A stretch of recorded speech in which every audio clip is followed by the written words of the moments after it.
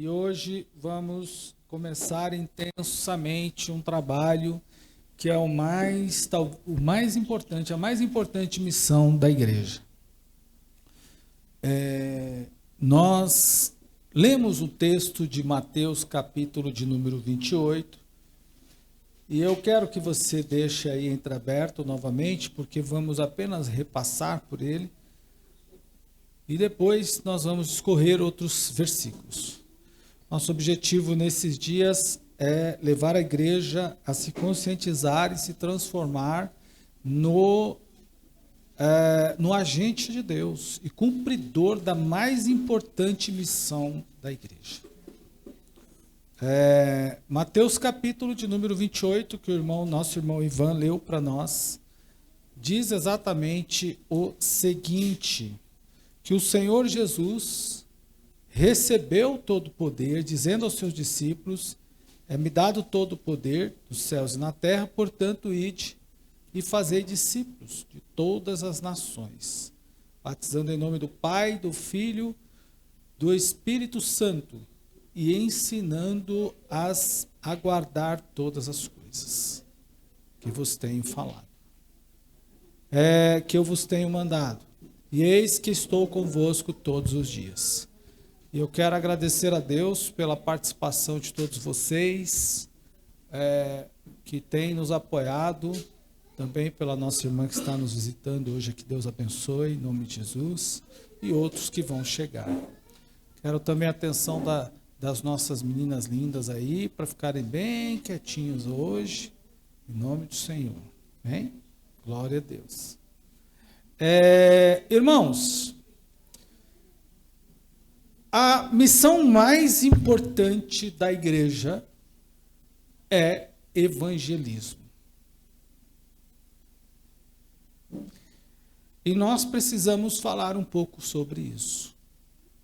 Precisamos falar sobre esse tema por vários motivos que ao longo desses dias de quarta-feira nós vamos abordar aqui. Primeiro porque evangelismo é a missão primordial que Deus deu para a igreja. E Deus exige que a igreja faça isso. Não existe igreja sem evangelismo. Então nós vamos fazer um treinamento intenso sobre isso e vamos usar como base, claro, a Bíblia é o fundamento dos nossos estudos, da nossa pregação, mas também vamos estudar alguns textos importantes, como o do pastor Antônio Gilberto, Manual de Evangelismo Pessoal, que vocês devem ter. Todo evangelista precisa ter o Manual de Evangelismo Pessoal do pastor Antônio Gilberto. Também vamos usar o tempo está esgotando, do missionário Rei Ardibon, que já é evangelista, partiu para o Senhor, e o Ide Levado a Sério, do Thomas Hoover. São textos importantes e antigos que trabalham estritamente no campo da evangelização, da pregação da palavra de Deus, sem firulas. Que tipo de firulas? Sem massagem. Por que a igreja evangeliza? Para enriquecer o povo? Nada disso. Então, qual é o nosso objetivo? Entre outros, ao final disso tudo, é que a gente vai se tornar, a ideia é que você se torne, tanto quanto eu, um evangelista, um evangelizador, um ganhador de almas. E chegue, obviamente, e leve muitas almas ao Senhor Jesus. Mas isso não pode acontecer só ao final desse período. Tem que acontecendo ao longo do trabalho que a gente está desenvolvendo aqui. Você pode dizer amém? Amém. Então fiquemos em pé e vamos orar ao Senhor. Senhor nosso Deus, ao longo deste estudo, eu quero pedir que o Senhor nos transforme em ganhadores de almas. Desperte o desejo do teu povo de ganhar almas, que a paixão pelas almas seja despertada nesta noite. E que a gente consiga, ao longo deste trabalho, resgatar muitas pessoas para ti. reconciliar muitos para a glória do teu nome. Que o teu Espírito opere em nós e nos ajude. É o que cremos e pedimos. Amém. Podem sentar, irmãos. Então vamos lá. Evangelização é assim. Deus, primeiro a gente tem que pensar no seguinte: Deus não apenas criou os céus, a terra e o Éden depois, e colocou o homem no Éden. E depois de ter feito a terra e tudo, Deus descansou. Na verdade, antes, Deus nem descansou. Se bem que a Bíblia diz que ele descansou, mas Jesus falou que ele trabalha até agora. Então Deus continua trabalhando em prol, em favor dos homens e entre os homens de forma positiva, de forma assertiva e poderosa. E para que Deus trabalha? Para que o homem conheça a vontade de Deus, o plano de Deus, por meio de Jesus. Deus trabalha poderosamente até agora e continua trabalhando para que o homem conheça a vontade de Deus, o plano de salvação oferecido ao homem por meio de Jesus. E Deus fez tudo perfeito. Tudo que Deus fez é perfeito. Então, por meio da igreja, o ser humano lá fora, assim como eu, quando estava lá fora, como você, quando estava lá fora, precisa conhecer o plano, precisa tomar conhecimento do plano de salvação de Deus. O ser humano precisa tomar conhecimento do plano de salvação que Deus tem para ele. Muito bem. E a vida eterna é o plano. E qual é o plano? A vida eterna. O plano é a vida eterna, que não é uma invenção da cabeça dos crentes. A vida eterna é uma realidade. Aqueles que já partiram do nosso meio, da nossa esfera de vida, ou seja, aqueles que já morreram, já entraram na eternidade, uns para a vida, outros para a morte. Aqueles que entraram para a vida são os que conheceram o plano de Deus, mas aqueles que não conheceram o plano de Deus entraram para a morte. Aqueles que recusaram entraram para a morte. Então eles deixaram esta vida e vão viver eternamente afastados de Deus. Isso não é um produto da mente dos crentes. Isso está na Bíblia. E o plano de Deus não é que o homem morra afastado, distante dele. O plano de Deus é que o homem chegue à vida eterna em comunhão com Deus. Porque aqui a vida passa. E passa rápido. Por mais que a gente possa viver 100 anos, passa rápido. Mas a eternidade não tem fim. A eternidade não tem fim. Sempre usamos essa palavra. Isso vai chegar ao fim, mas a eternidade não tem fim. E o homem que entra na eternidade, o ser humano, a pessoa que entra na eternidade sem Deus, o sofrimento dela não terá fim. Vai viver eternamente distante de Deus. Tinha um desenho antigo, eu não me lembro de qual deles, mas acho que era do Pica-Pau, eu não lembro. Ele estava numa linha do tempo, caindo.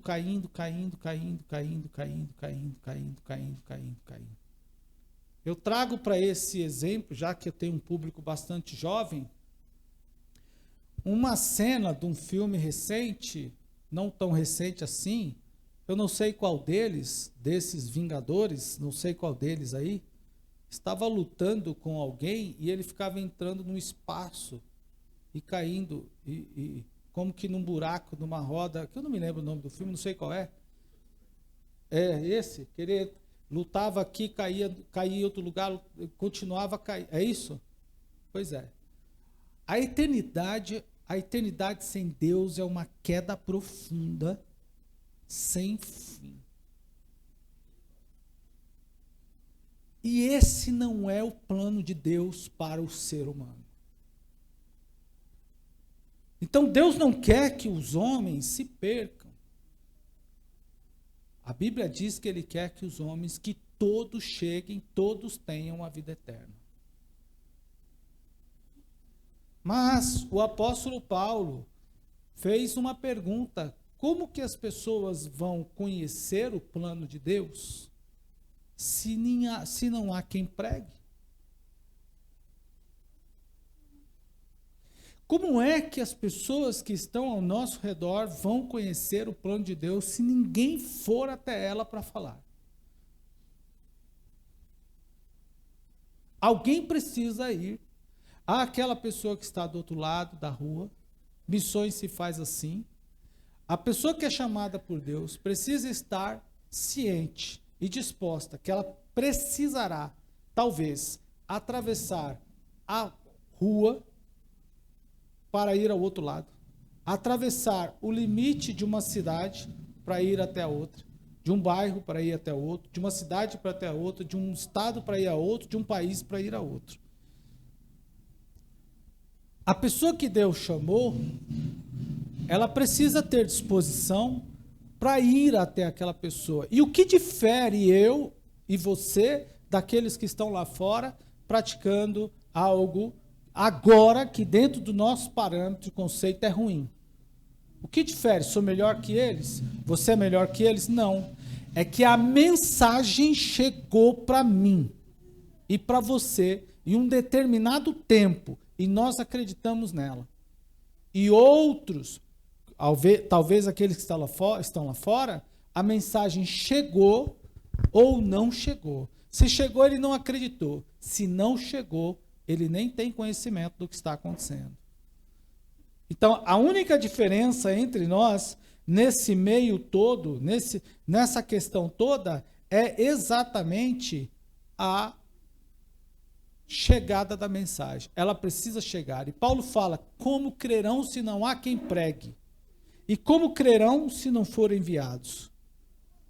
Não haverá conversão, não haverá conhecimento do plano, não haverá entendimento da vontade de Deus, se a igreja que está aqui, precisamente, a igreja que está aqui, não for até lá e dizer àquelas pessoas que lá estão que elas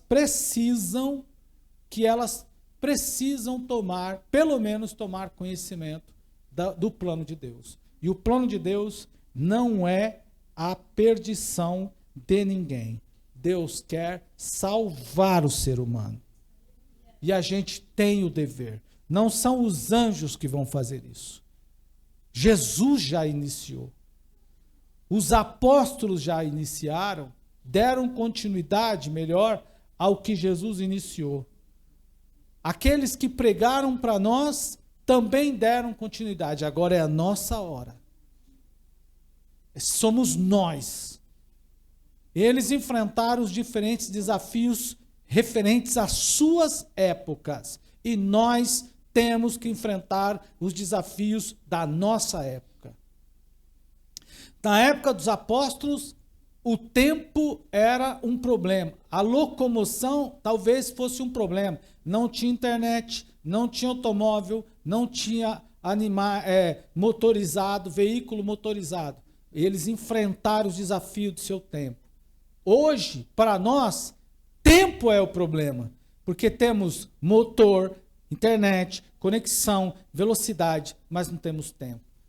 Eles enfrentaram os problemas do seu tempo e nós temos que enfrentar os problemas do nosso tempo. Se nós nos entregarmos aos problemas do nosso tempo, então, irmãos, literalmente, nós somos fracos.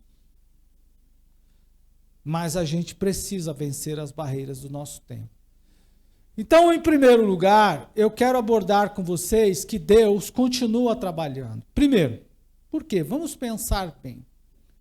Em primeiro lugar, Deus não deixou de pensar no ser humano. Deus continua pensando no homem. Ele continua pensando no homem. E aí o seguinte, mesmo que o homem tenha cultivado todo o mal para si ao longo dos anos, porque o que a gente vive hoje de maldade é reflexo das nossas próprias ações. Deus continua pensando bem e planejado coisas boas para nós. Então, pensando nisso, vamos lá. Vamos lá, continuo. No Antigo Testamento, quando a gente lê o texto bíblico, e aí tem irmãos que estão fazendo a leitura da Bíblia toda, passe a pensar da seguinte maneira. Do capítulo 1 ao capítulo 11, ao final do capítulo 11, nós temos uma ideia do pensamento geral, plural de Deus para todos os povos. Primeiro, Deus parte de um, daqui a pouco aparece muita gente, e daqui a pouco, então, Deus está pensando em como alcançar todos os povos. Aqui nós temos o primeiro pensamento de evangelização. Deus quer fazer com que a mensagem chegue a todas as pessoas de forma diferente. No capítulo 12 a seguir de Gênesis, estou falando do livro de Gênesis, Deus fala com Israel. Deus pensa a partir de Abraão. Então nós temos dois tipos de pensamento de Deus. Um, no coletivo, o que Deus pensa para o coletivo. Ele pensa em salvar todos. E outro, o que Deus pensa individual, a partir de Israel. De 1 a 11, todas as nações existentes na terra. No capítulo 12, ele nos dá referência do livro, aliás, da chamada de Abraão, e a partir de Abraão, ele cria uma nação. E essa nação teria o dever de evangelizar o mundo todo. Então nós temos dois pensamentos, aliás, duas ações, dois pensamentos de Deus, duas ações de Deus no mesmo pensamento. Primeiro, coletivo, o que a gente pode pensar no evangelismo de massa, de multidões, de muitas pessoas. Mas também Deus pensa individualmente numa só pessoa.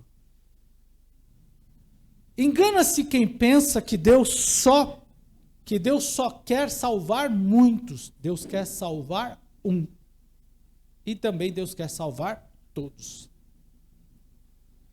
Agora, seguindo ainda nesse quesito, é mais importante a gente pensar também que o livro de Isaías, no capítulo 45, versículo 18, diz que Deus preparou tudo, criou tudo na terra para que a terra fosse habitada pelo homem.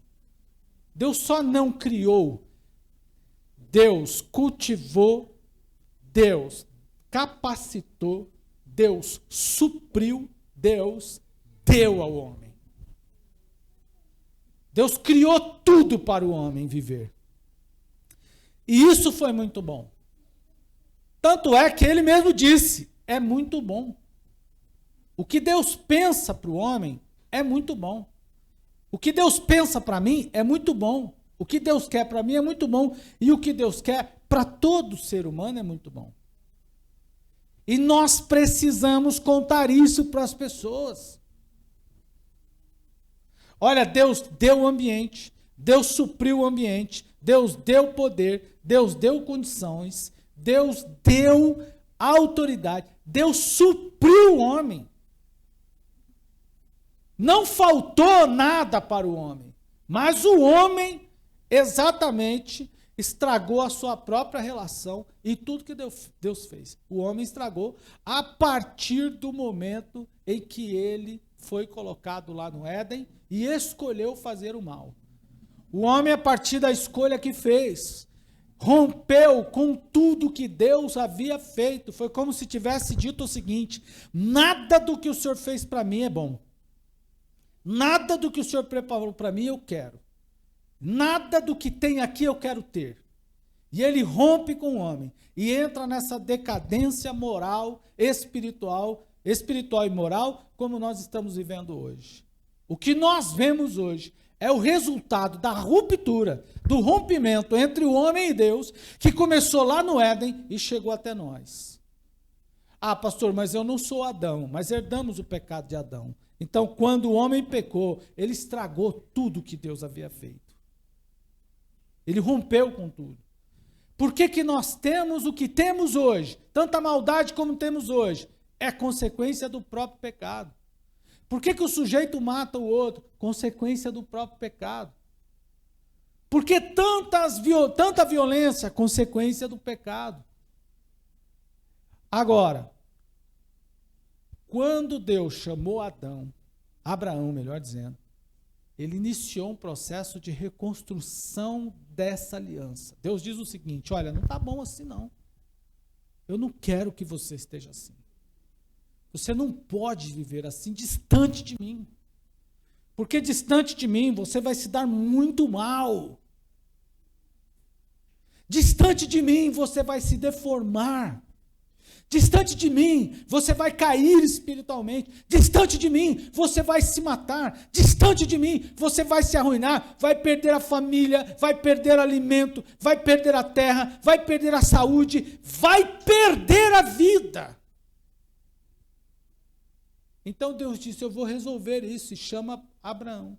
A partir da chamada de Abraão, é o início de uma reconstrução da aliança. E é nesse sentido, irmão, dessa construção de aliança, da restauração dessa comunhão quebrada lá no pecado, lá no Éden, quando da primeira desobediência, da desobediência do primeiro casal, que eu quero lembrar aqui, aliás, trazer para vocês uma fala de Thomas Hoover, que diz o seguinte: o eterno propósito de Deus está relacionado com a promessa. Quando Deus disse a Abraão: engrandecerei o teu nome e tu serás mesmo uma bênção, esse plano gira em torno da nação de Israel. E Jesus é o mais ilustre representante do povo israelita.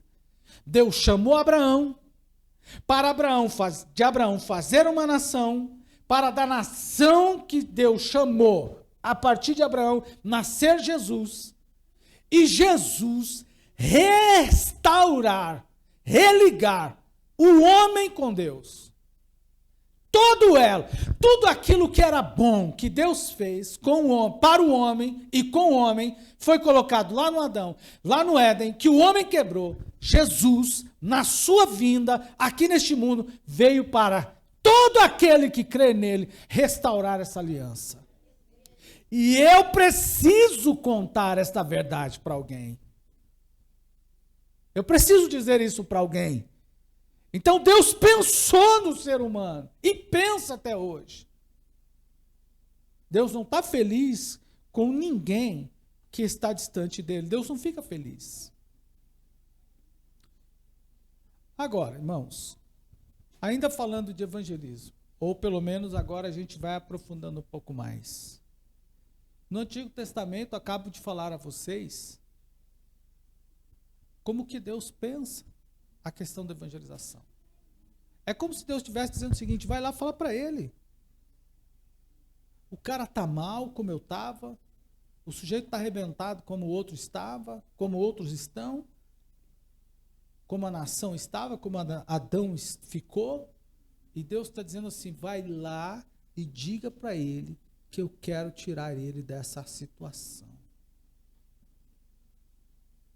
Mas o que ele precisa? Ele só precisa vir a mim. Não precisa nada. Ele precisa crer no plano de redenção. Agora, veja bem, irmãos, no Novo Testamento, quando a gente pensa no Novo Testamento, eu falei um pouquinho para vocês do Antigo Testamento, agora vamos falar do Novo Testamento. Eu estou sendo um pouco mais sucinto aqui. O texto que nós lemos hoje fala da grande comissão. E o que é a grande comissão? Quando Jesus veio a este mundo pregar o evangelho, ele deu à igreja. Abram a Bíblia aí, no livro de Atos dos Apóstolos, o capítulo de número 1, e veja o que disse Lucas, o que Lucas escreveu. Olha só, vamos nos prender um pouquinho aqui, depois a gente segue para outros textos. Vejam bem, Atos dos Apóstolos, capítulo de número 1, assim escreveu Lucas. Fiz o primeiro tratado ao Teófilo acerca de tudo que Jesus começou. Repitam comigo, começou. E não só a fazer, mas a ensinar. Eu quero perguntar a vocês. O texto diz que ele terminou?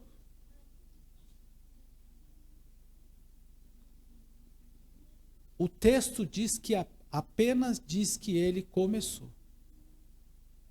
Ele começou. E o que ele começou? Ele começou a trazer o homem para Deus e restaurar a aliança da comunhão com Deus. Que o pecado rompe, conforme Isaías 59, capítulo 1, versículo 2. Isaías 59, versículo 1 e 2 diz assim: mas o pecado faz separação entre nós e Deus. Quando Jesus veio e iniciou a pregação, ele rompe essa barreira do pecado existente, essa barreira entre o homem e Deus por causa do pecado.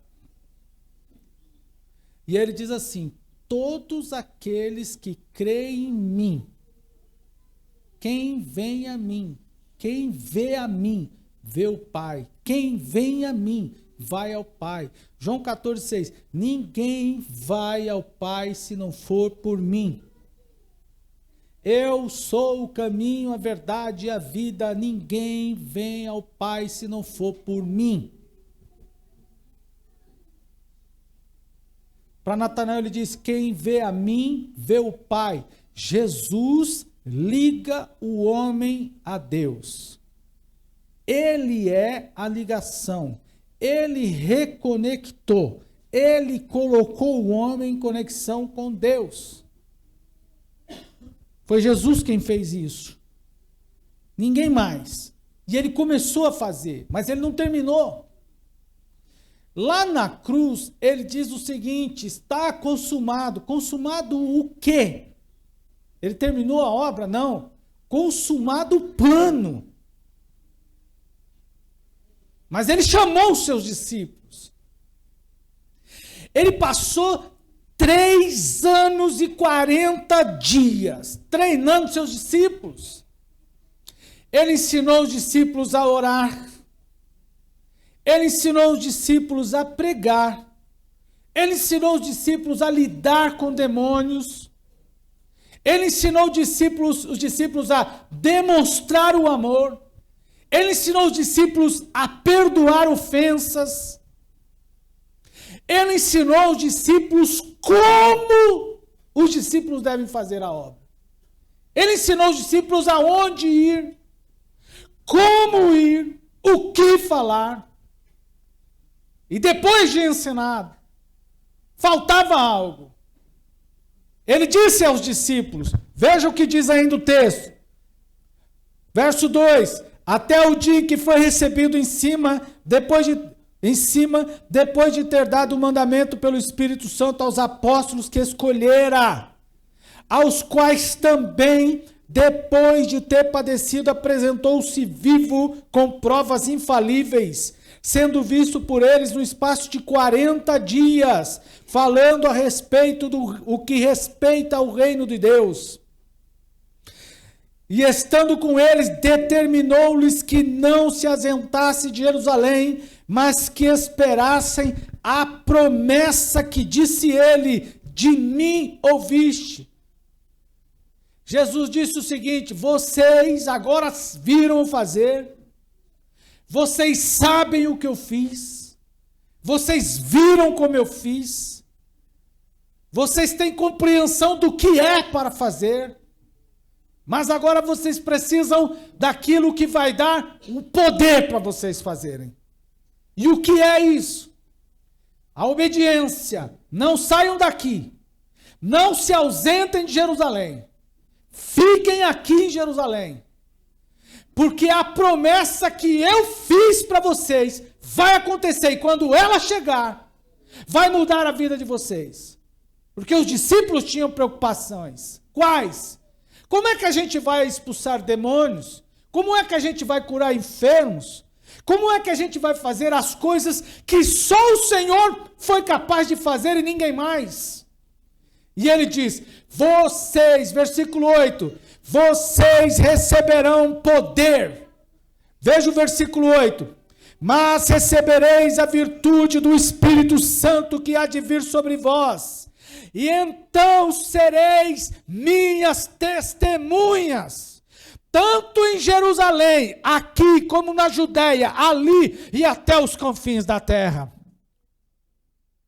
Então veja, ele começou, ele passou para os discípulos, mas os discípulos fizeram. Aliás, mais não, e os discípulos fizeram, e fizeram bem feito. Mas os discípulos já foram para a eternidade. Os discípulos passaram essa missão para os pais da igreja.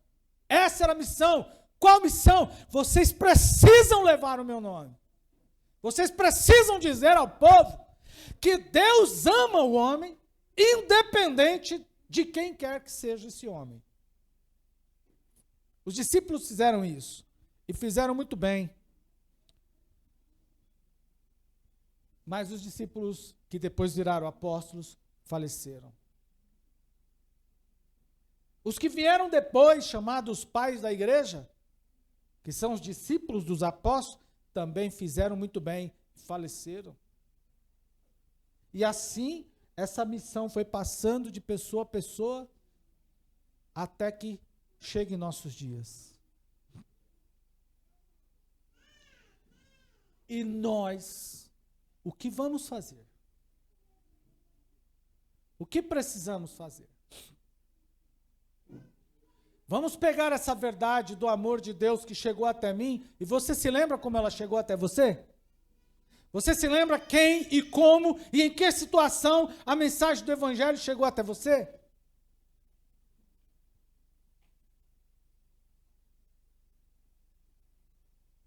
Nós vamos pegar essa mensagem que mudou a nossa vida e vamos guardar, colocar no bolso e deixar para lá? Ou nós vamos levar adiante? Como é que a gente vai fazer? Como é que a gente vai lidar com isso? Não tenho tempo, tenho dificuldade, tudo isso nós vamos trabalhar nesse tempo. Mas é importante a gente entender que alguns versículos em seguir, aliás, entre outros, não nos dá opção de escolher se vou ou se não vou. É dever do crente. Repita comigo, evangelização é dever do crente.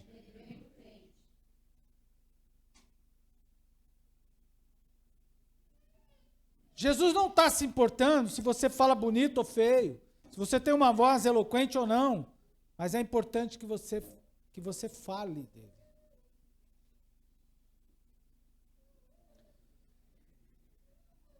Em Marcos capítulo 16, versículo 15, o que diz o texto? Vamos ler? Marcos 16, versículo 15. Outro, abra, por favor, em Lucas 24, 47. E outro, leia, por favor, João 20, 21. Marcos 16, versículo 15. Quem pode ler? Nos ajude aí. Pode abrir o texto bíblico e ler. Marcos 16, versículo 15 diz exatamente: Ide por todo o mundo, pregai o evangelho a toda criatura. Repita comigo. Ide. Ele não está pedindo. É determinação. Vá. É mandamento. É ordem. Agora, quem pode ler o 24 e 47 de Lucas? Seria pregado o arrependimento para perdão de pecados a todas as nações, começando por Jerusalém. Tá bom, pastor, eu vou, mas o que eu preciso falar? Eu vou, mas o que eu preciso falar? Vamos ler novamente? Falar que, no nome de Jesus, olha, em seu nome, se pregasse o arrependimento, eu e você precisamos olhar para o assassino, precisamos olhar para o violento, precisamos olhar para o estuprador, precisamos olhar para o pecador, seja ele quem for, como eu era pecador, como você era pecador.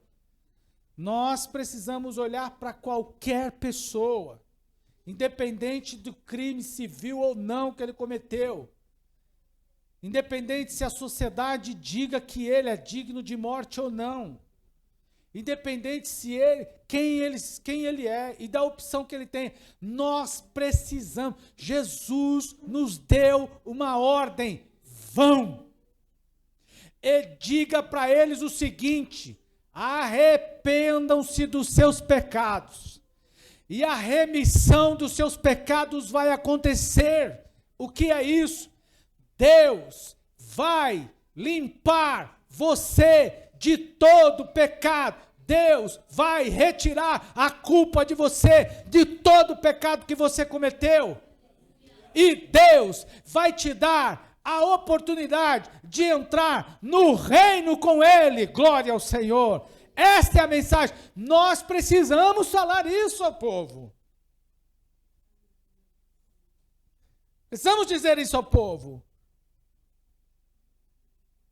E quando a gente olha o contexto, a começar de Jerusalém, Jesus está falando aos discípulos: comece em casa. Tem mais. 20 e 21 de João, quem pode ler? De novo, que a paz esteja com vocês, assim como o Pai me enviou, eu também envio vocês. Está vendo? É envio. Ele nos enviou. Ah, pastor Marcos, mas isso aí é só para os pastores, está enganado. Isso aí é só para os obreiros, está enganado. Não é não. Você está enganado. Quem falou isso para você te enganou. E eu vou chegar lá, daqui a pouquinho.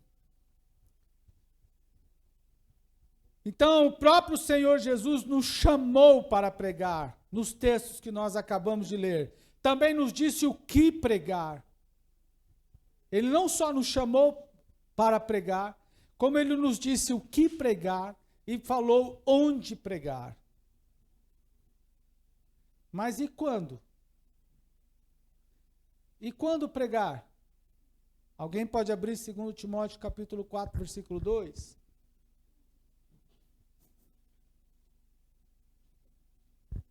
E quando pregar? Ele falou onde pregar, ele falou como pregar, ele falou o que pregar, mas e quando pregar? Alguém pode ler?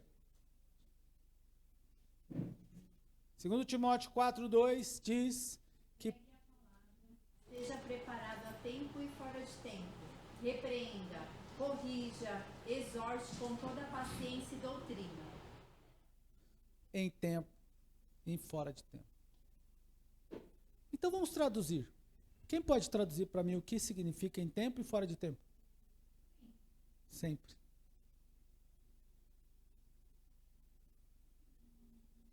Se podemos traduzir o tempo e fora de tempo, a palavra é essa: sempre.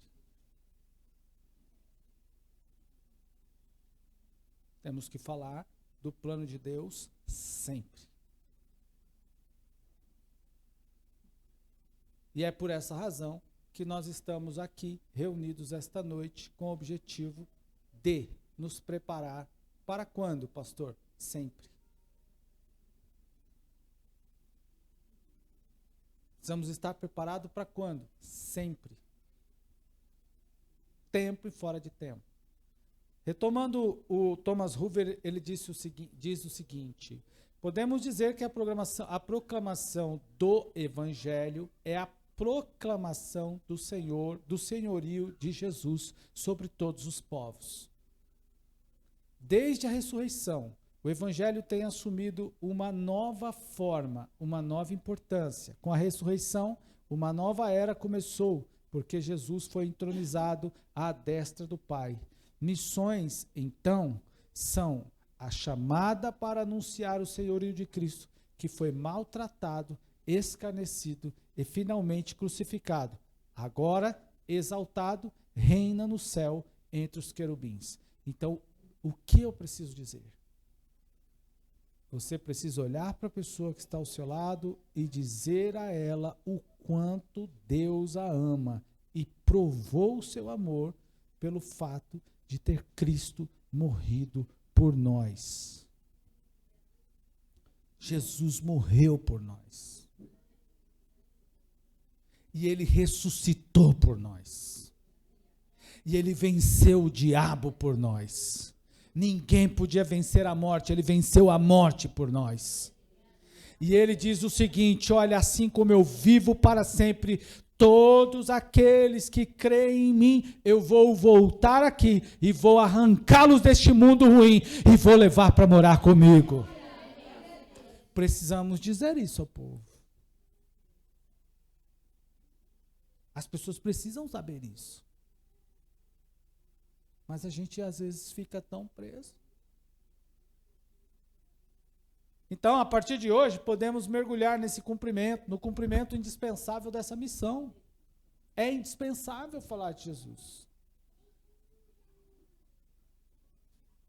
E hoje, nós temos alguns objetivos. Um deles é vencer.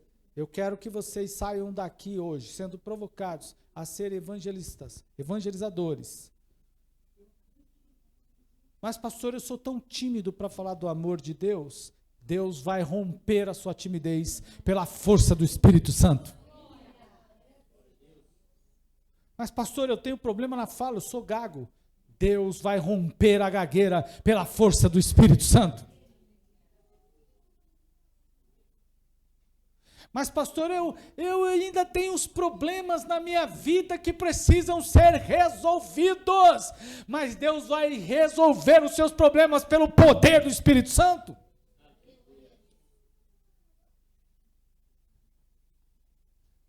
Como eu disse no início da nossa fala, há inúmeras formas de evangelização. E é até interessante que quando o pastor Antônio Gilberto escreveu esse livro, o livro dele, não tinha evangelismo virtual, como hoje tem. Eu falei com 4 a 5 pessoas hoje do Evangelho. Do Evangelho eu falei com 5 pessoas hoje. Aliás, sobre o Evangelho. E usei meios virtuais. Em outro tempo eu teria que usar o telefone. Mas com todos eu consegui falar pessoalmente. Fui acionando formas. Eu acionei pelo Facebook, pelo Messenger. Hoje eu gastei alguns minutos, eu nunca respondo o Messenger. Primeira vez que eu uso intensamente o Messenger do Facebook foi hoje. Intensamente. Respondi uma mensagem hoje de uma pessoa, se ela estiver me assistindo, por favor, tome meu perdão aí, receba meu perdão. Ela me mandou uma mensagem há 1 ano atrás, querendo estudar na teologia, e eu respondi hoje. E eu então disse a essa irmã, que provavelmente deve estar me ouvindo, eu ainda não associei o Messenger como uma possibilidade, e hoje eu respondi mensagens antigas. Mas aí, já aproveitando, usei o Messenger, usei também a mensagem do Instagram, e aí já fui usando tudo que tinha de direito.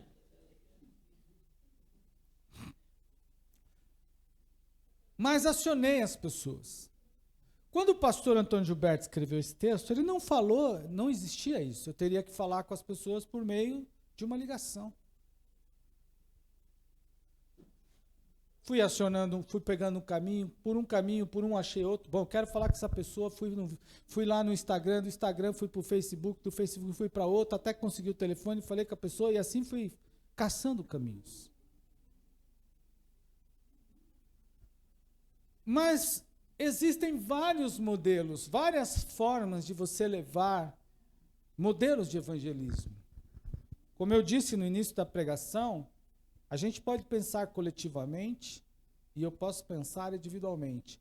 Eu estou fazendo uma pregação coletiva. Comigo aqui tem vocês, bastante gente, para quem está nos assistindo pela rede social. Temos um público bastante bom, grande aqui. E também tem pessoas nos acompanhando pelas redes sociais. Então eu estou atingindo várias pessoas e essa mensagem que está na rede social, ela vai alcançar muitas outras pessoas. Mas eu posso falar com uma só pessoa. E eu quero começar a pregação hoje, introduzir a nossa mensagem hoje, modelo de evangelização, pelo pessoal. Método de evangelismo pessoal. Que no meu pensamento ainda é o mais eficiente. Mesmo com toda a tecnologia que a gente tem disponível. Para mim, o evangelismo pessoal é o mais eficiente. E eu vou dizer por quê. Então, pastor, o que é evangelismo pessoal? Definição. Anote que eu vou dar agora. A definição, evangelismo pessoal é falar individualmente a cada pessoa, aliás, a falar a cada pessoa individualmente, falar de Cristo às pessoas. Um a um, eu e ela. E levar, evangelismo pessoal é fazer isso. Eu vou falar, nesta noite aqui, preste bem atenção. Enquanto eu estou pregando, a mensagem que eu estou pregando está atingindo multidões. Vai abrir portas. Mas será o evangelista pessoal que vai pegar esta pessoa pelo braço, pela mão, e vai dizer assim: vou levar você a Cristo.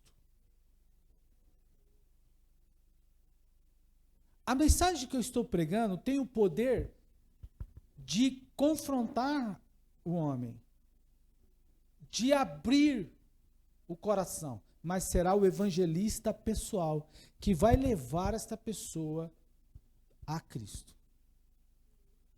Conduzir a pessoa a Cristo é mais ou menos assim. Esse dia eu estava na estação Pinheiros, do trem, estava indo para o metrô. Tinha um cidadão perdido, acho que ele era de outro estado, de outro lugar. Ele disse: moço, você pode me ajudar? Eu falei: pois não. Ele falou assim: aqui é a estação Pinheiros? Ele falou: é. Ele disse assim: aqui tem uma linha amarela, como é que eu faço para chegar até o Capão Redondo?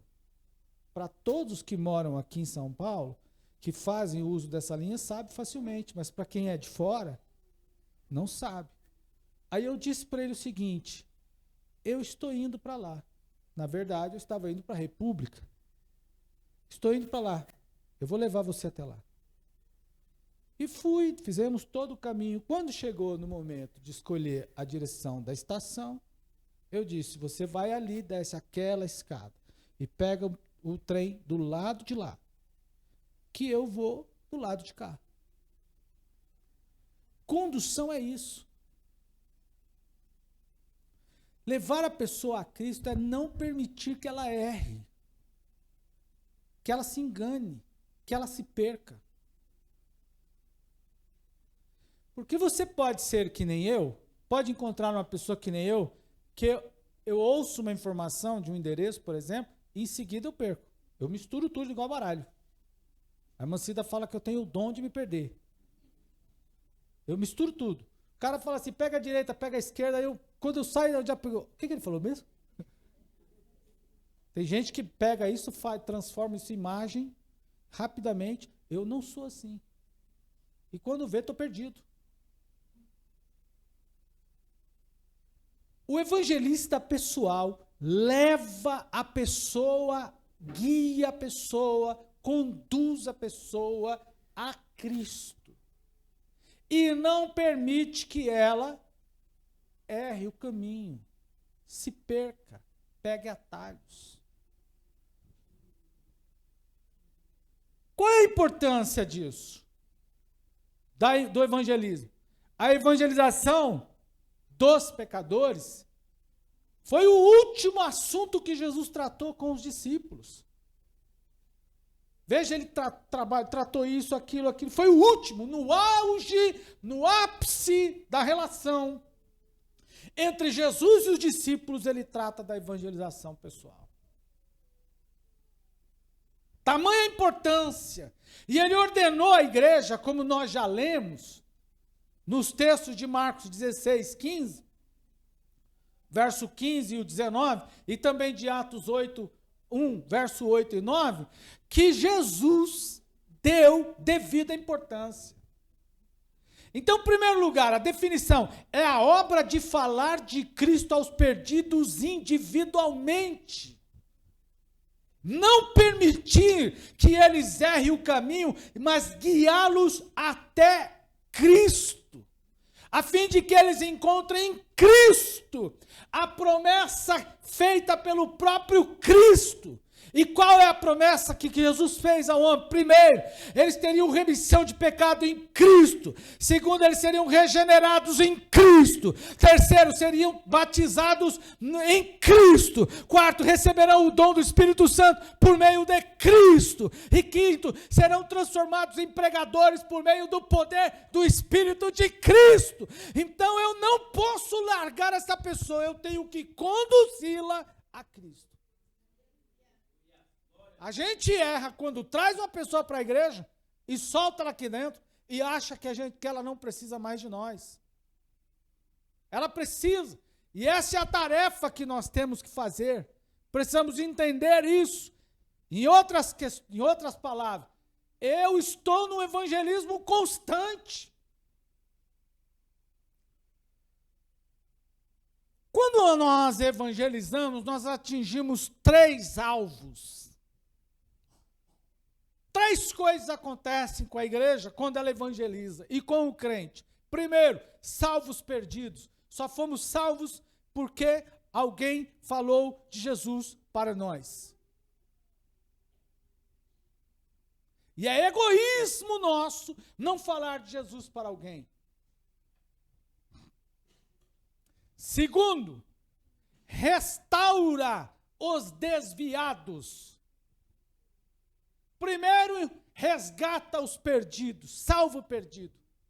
Segundo, resgata os desviados e restaura a comunhão dele. Pastor, onde está isso na Bíblia? Vamos para o livro de Marcos.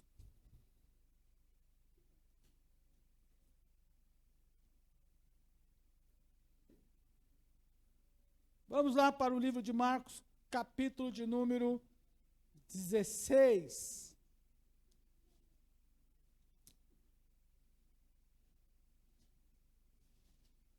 Quero uma passagem super interessante aqui para vocês.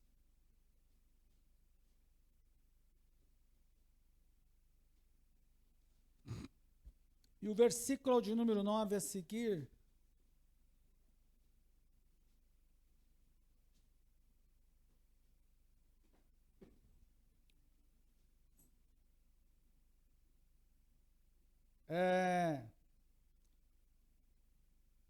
Perdão, eu vou ler todos os versículos do 1 até o 7, porque isso dá maior compreensão a vocês.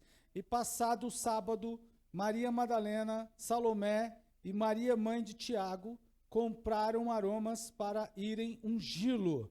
E, no primeiro dia da semana, foram ao sepulcro, de manhã cedo, ao nascer do sol. E diziam umas às outras: quem nos revolverá a pedra da porta do sepulcro? E olhando, viram que já a pedra estava revolvida, e era ela muito grande. E entrando no sepulcro, é interessante, eu abro um parênteses aqui para dizer, quando as mulheres contaram para Pedro e para os discípulos, a Bíblia diz que Pedro e João saíram correndo para entrar no sepulcro. João chegou na frente, mas quem entrou primeiro foi Pedro. João não entrou no sepulcro, mas as mulheres aqui entraram no sepulcro. E entrando no sepulcro, viram um jovem assentado à direita, vestido de uma roupa comprida e branca, e ficaram espantada. Porém, ele disse-lhes: não vos assusteis, buscais a Jesus o Nazareno, que foi crucificado. Já ressuscitou, e não está aqui. Eis aqui o lugar onde o puseram. Mas ide, dizei a seus discípulos e a Pedro que ele vai adiante. E diz ainda mais, que ele vai adiante de vós, para a Galiléia, ali o vereis, como ele vos disse. Eu quero perguntar aos irmãos, eu já fiz essa pergunta aqui, Pedro era discípulo ou não? Pedro era discípulo ou não? Se Jesus tivesse dito, vão e digam aos discípulos, já pressupõe que ele também diria que ele estava dizendo que era para falar a Pedro? E por que Pedro está fora do contexto de discípulos? Olha lá, está na Bíblia aí, ó. Discípulos e a Pedro. Por que Pedro está fora? Alguém pode sugerir? Por que Pedro está fora do contexto? Se ele diz, diga aos discípulos, não era para dizer, já não está pressuposto que Pedro está dentro do contexto de discípulos? E por que, então, ele destaca, diga aos discípulos e a Pedro?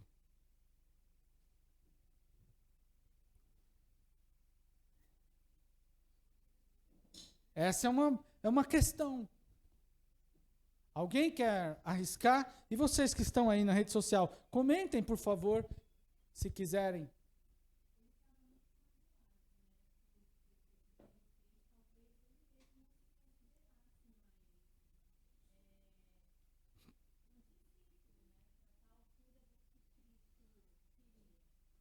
Observem que é esse o sentido.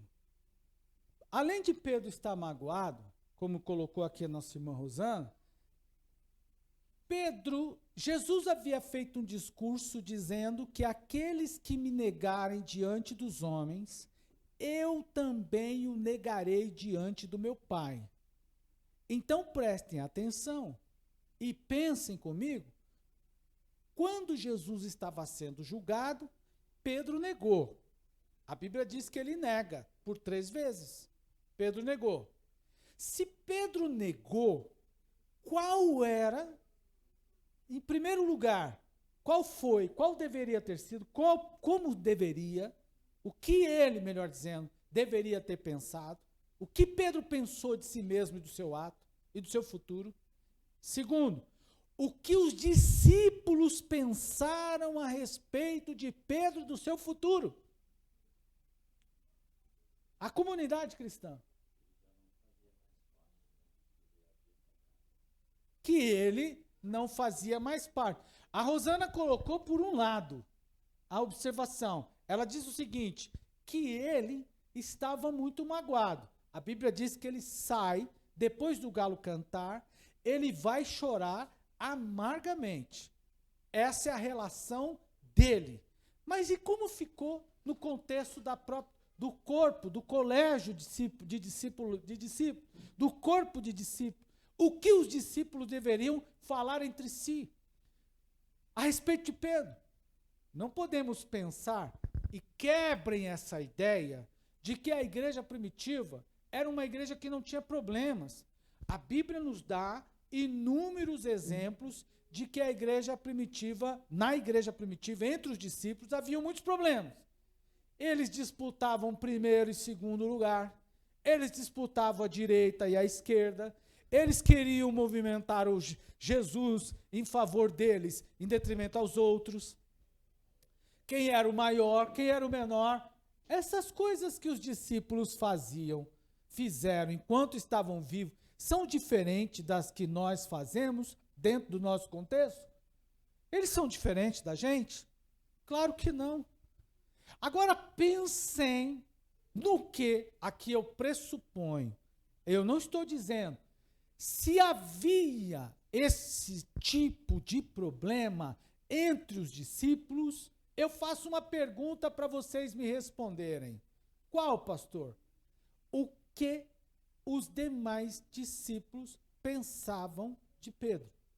Era o primeiro a andar, foi o primeiro a andar pelas águas. Foi o que teve coragem. Foi o primeiro a entrar no túmulo.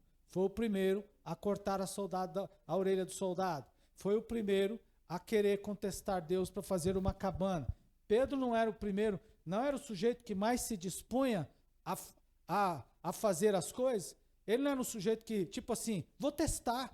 Se ele está falando que é para andar, és tu, Senhor. Se és tu, manda aí ter contigo que eu irei. Aí Jesus fala, vem. Ele afunda. Imaginem quando Pedro volta para o barco e Jesus não estava perto. Ou quando Jesus não estava por perto. Qual deve ter sido a fala dos discípulos? Tá vendo? Olha lá. Esse cara está tentando dar uma de poderoso igual Jesus aí, ó. Desculpe a palavra. Se lascou todinho, ó. Afundou. Tá vendo? Não é assim? Vai, besta. É? Toma, besta. Não é? Toma, seu besta. É assim mesmo, tá vendo? Toda pessoa que quer... Irmãos, essas coisas são naturais uma das outras. É possível que isso tenha acontecido entre os discípulos. Quando? E aí eu penso, eu não estou dizendo que isso aconteceu, nem está na Bíblia, eu estou pensando. Porque o texto me diz isso ali, ó, a Pedro. Quando Pedro negou a Jesus, eu quero levantar como hipótese o que os discípulos, os demais discípulos disseram, talvez disseram a respeito de Pedro. Aí, fez tudo o que fez, quando chegou na hora. Se fosse hoje, se fosse nos dias de hoje, o que nós diríamos dele? Aí, ó, afinou. Olha lá, tá vendo? Olha lá, é de nada. Então, irmão, tinham dois problemas. O primeiro era o de Pedro, propriamente, pessoal, de Pedro. Ele era um discípulo atuante, ativo na igreja, participativo, evidente, com ação evidente, que provocava a reação de Deus, mas ele teve uma fraqueza e caiu nesse sentido, ao negar Jesus. Então, o primeiro é dele, a frustração dele. E o segundo?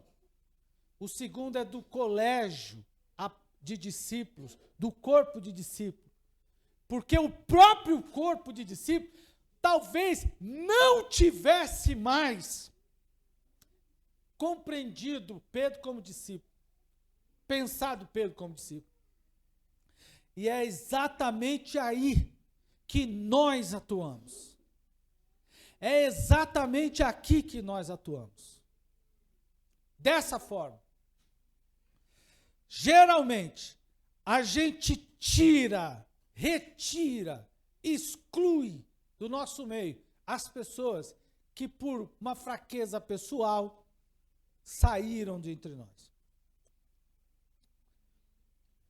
E o Senhor foi na contramão disso.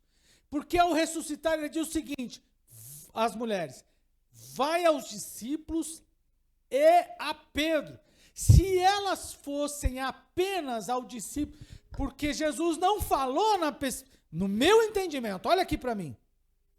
Jesus não falou na perspectiva dele, do que ele pensava. Jesus falou na perspectiva do que elas pensavam. Porque na perspectiva de Jesus, ele deveria ter dito assim, vai aos discípulos. Mas não era mais discípulo Pedro na mente delas. Ou então ele enfatiza, mas não pode ser enfático. Senão ele teria dito, não esqueça de falar com Pedro. Quando ele coloca "e a Pedro", ele está acrescentando Pedro entre os discípulos. O que significa que na mente delas, ele já não era mais. Então, o desviado é importante para Deus. O afastado é importante para Deus. Aquele que abandonou é importante para Deus. Ele pode ter dado trabalho para mim, pode ter dado trabalho a você, pode continuar dando trabalho para qualquer pessoa. Não tem problema.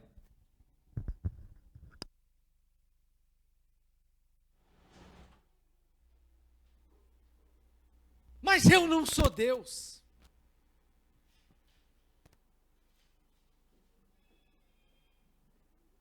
E o dono da obra é Deus.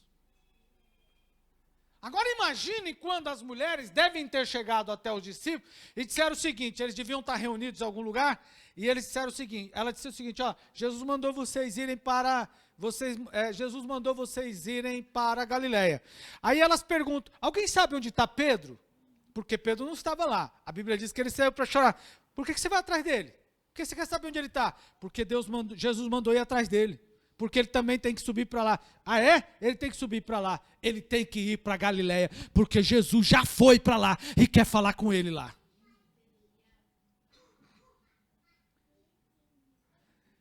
Então, é importante a gente pensar que o evangelismo é tríplice. Primeiro, salva o perdido. Segundo, restaura os desviados. Terceiro, edifica os crentes.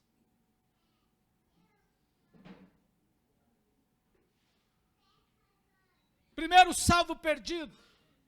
Vamos falar para os nossos amigos, nossos parentes, nossos irmãos, nossos conhecidos. Diga para ele, irmão. Ele está quebrado. Ele poderá dizer a você, eu estou arrebentado, eu estou moído, eu estou destruído, eu estou acabado. Hoje, eu recebi um afastado lá na minha casa. Como eu disse a vocês, eu fiz esse caminho. Fui fazendo caminhos, e recebi uma pessoa lá na minha casa. Entre outros. E aí eu disse a ele o seguinte, Deus se importa com você. Deus se importa com você. Deus, e repeti. E aí ele saiu chorando. Nós precisamos dizer isso. Agora tem o outro fator, o terceiro. Edifica os crentes. Irmão, se tem algo que nós precisamos entender, que a evangelização faz com que a evangelização nos enche do Espírito Santo. Ela edifica a igreja. A evangelização edifica a igreja.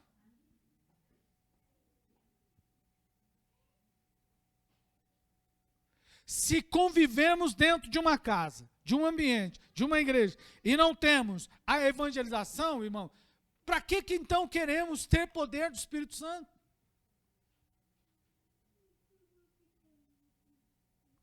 É o poder do Espírito Santo que nos faz evangelizar. E quanto mais a gente evangeliza, mais a gente quer evangelizar. Quanto mais a gente evangeliza, mais a gente quer buscar a Deus.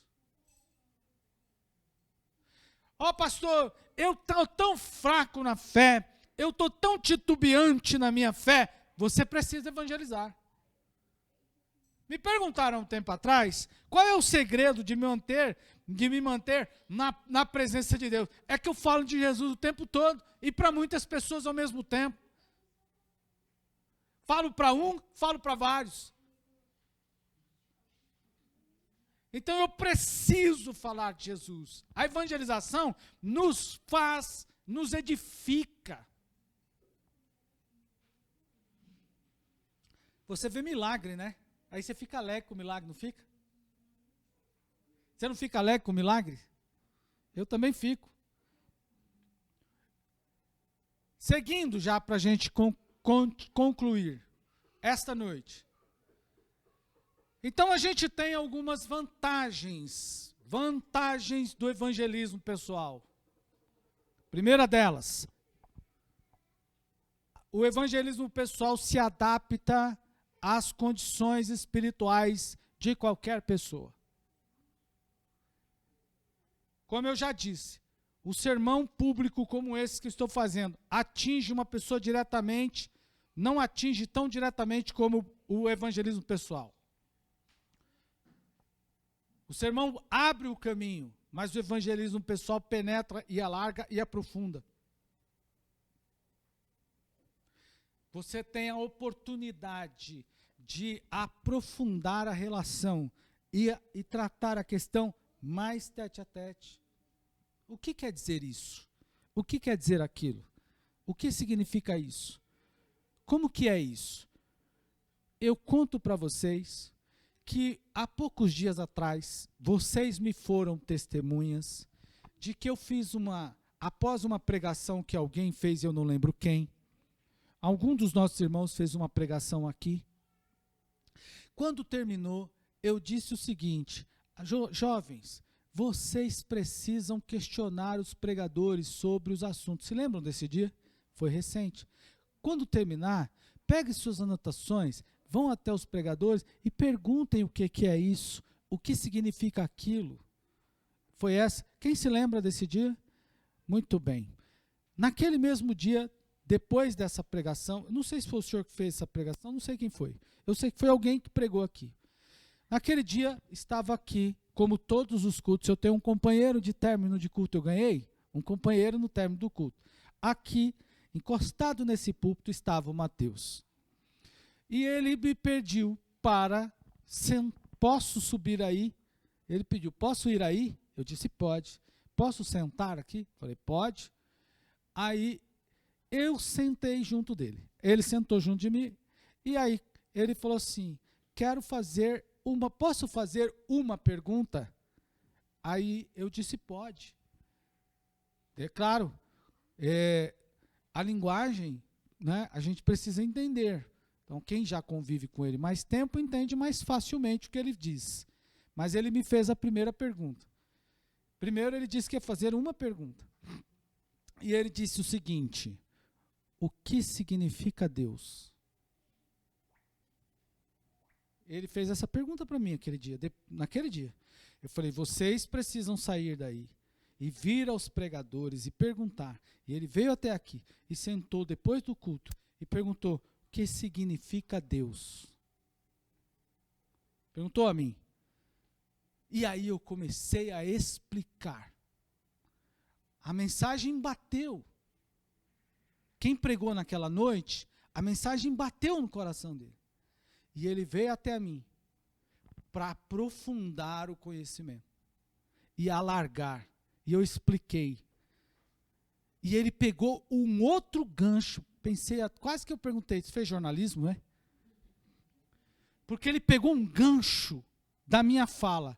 E quando eu terminei, perguntei para ele, respondi sua pergunta? Ele sim. Ele falou, posso fazer a segunda? Eu disse, foi assim, ele disse, pode. Eu falei assim, o que significa crer em Deus? Perguntou para mim aqui. Vocês sabiam disso? Perguntou para mim aqui. O que significa crer em Deus? E aí eu expliquei novamente para ele. Novamente não, expliquei o que era crer em Deus. Percebam como que o evangelismo pessoal dá oportunidades. O que eu estava fazendo com ele aqui? Quem pregou atingiu o coração dele de uma forma, pum! E ele veio até aqui para alargar e aprofundar isso. Segundo ponto, promove o crescimento da igreja.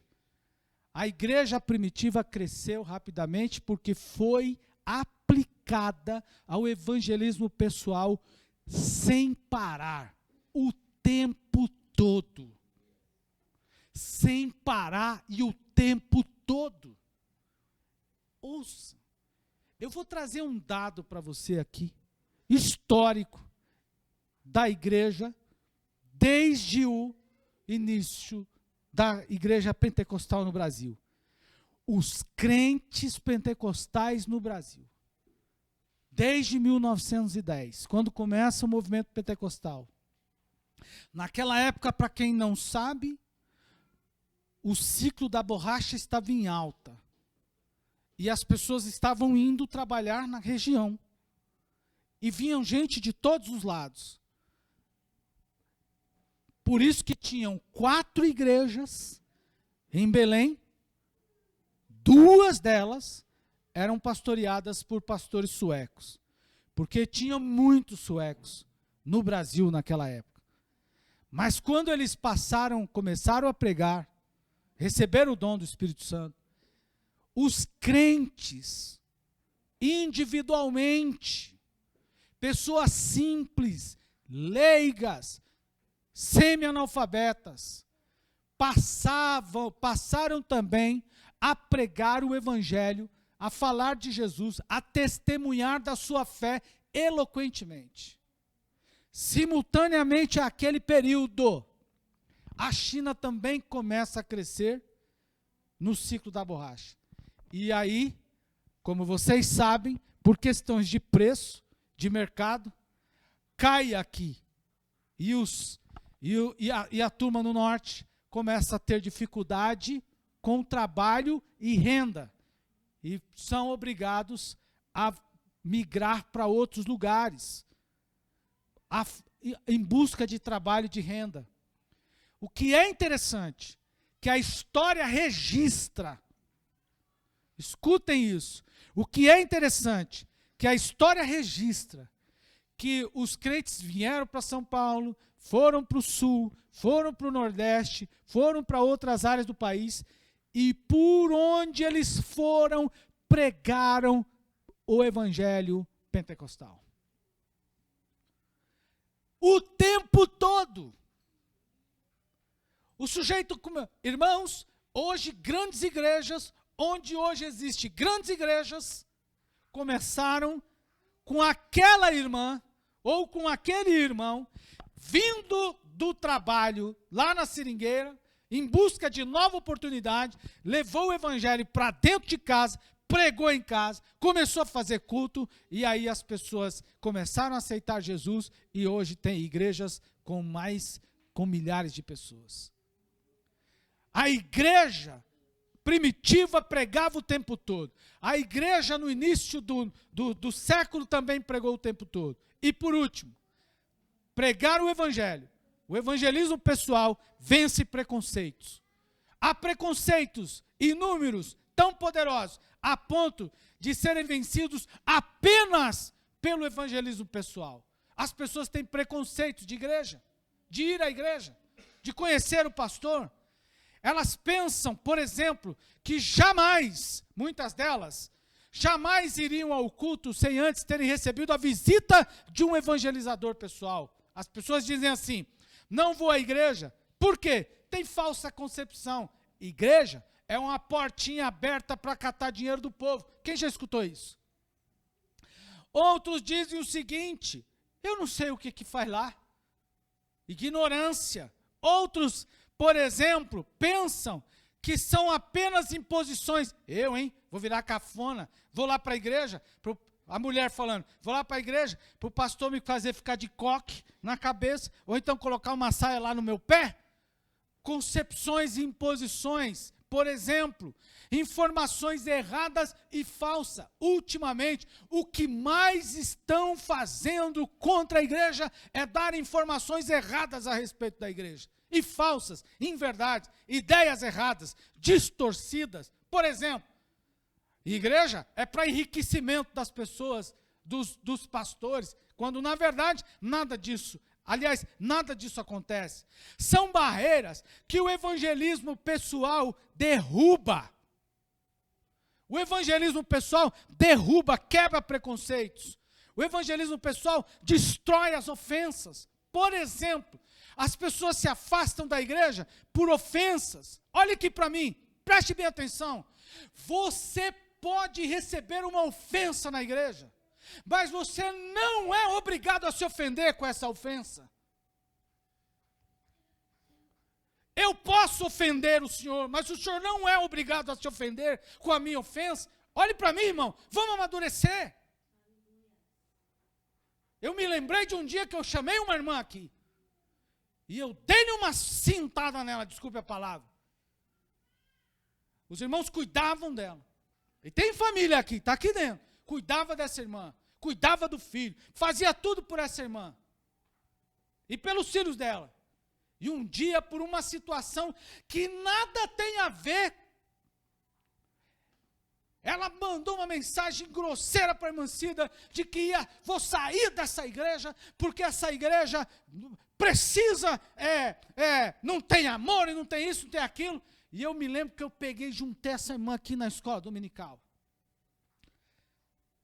E eu disse a essa irmã: quando a senhora precisa de um carro para te levar à meia-noite, às 11 da noite, à madrugada, para quem a senhora ligou? Me fala. Ela disse para fulano de tal. E o que ela é aqui da igreja? Irmã. Então diga o nome, me chame ela por irmã. Diga irmã da igreja. Ela disse assim: quem me socorre é a irmã da igreja. Quando a senhora precisa disso, quem é que te socorreu? Quem me socorreu foi o irmão da igreja. E aí eu fui pisando na garganta dela e puxando a língua. Fala! Agora, por causa de uma ofensa de alguém, seja lá de quem, você quer pegar a sua família inteira e levar para fora, para romper a evangelização com a sua família, com os seus filhos, com o seu neto, com os seus bisnetos e com quem mais aparecer. A senhora, que nota a senhora dá para si? Dê uma nota para si. A irmã Cida estava junto. E eu tinha dito à irmã Cida: mas eu vou pegar, mas eu vou bater. Dê uma nota. E ela disse: nossa, pastor, sinto vergonha. Sinto vergonha disso. Você pode receber uma ofensa, mas você não é obrigado. Você pode ser ofendido, mas você não é obrigado a receber a ofensa, a aceitar a ofensa. Eu me ofendo se eu quiser, porque se eu não quiser, eu fico triste, eu fico magoado. Eu posso orar, mas eu oro a Deus.